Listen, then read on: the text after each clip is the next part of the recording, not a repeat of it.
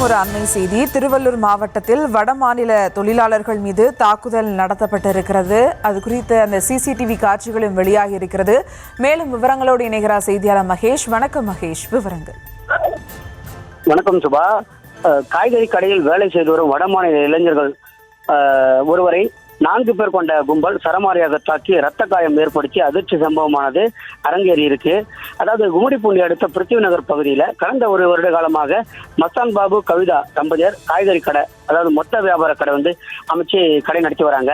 இந்த கடையிலேயே தங்கி 10 வடமாநில இளைஞர்கள் வேலை செய்து வரக்கூடிய சூழல்ல காய்கறி கடையை தொடங்கிய கடந்த சில மாதங்களாகவே அடையாளம் தெரியாத சிலர் வடமாநில இளைஞர்களை வேண்டுமென்றே சண்டையில் இழுத்து தகாத வார்த்தைகளால் திட்டி வருவதாகவும் சில நேரங்களில் அவர்களை தாக்கி வருவதாகவும் சொல்லப்படுது.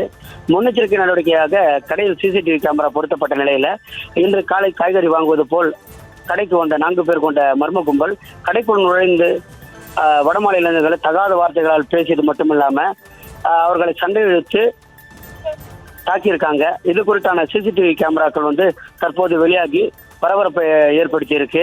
குறிப்பாக தொழில் போட்டி காரணமாக வேண்டுமென்றே கடந்த சில மாதங்களாகவே இதுபோன்ற அசம்பாவிதங்கள் நடைபெறுவதாக கூறப்படக்கூடிய நிலையில அத்துமீறலில் ஈடுபட்ட மர்ம ஆசாமிகள் குறித்து போலீசார் ஆய்வு செய்து கடுமையான நடவடிக்கை எடுக்க கோரிக்கையானது எழுந்திருக்கு. ஏற்கனவே திருத்தணியில் வடமாநில இளைஞர் ஒருவர் அறிவாளால் தாக்கப்பட்ட சம்பவம் தமிழகத்தில் பெரும் கொந்தளிப்பை ஏற்படுத்தி இருக்கக்கூடிய சூழலில் கும்மிடிப்பூண்டியில் வடமாநில இளைஞர் தாக்கப்பட்டுள்ள சம்பவம் பேரதிர்ச்சி ஏற்படுத்தி இருக்கு. சுபா, விவரங்களுக்கு நன்றி மகேஷ்குமார்.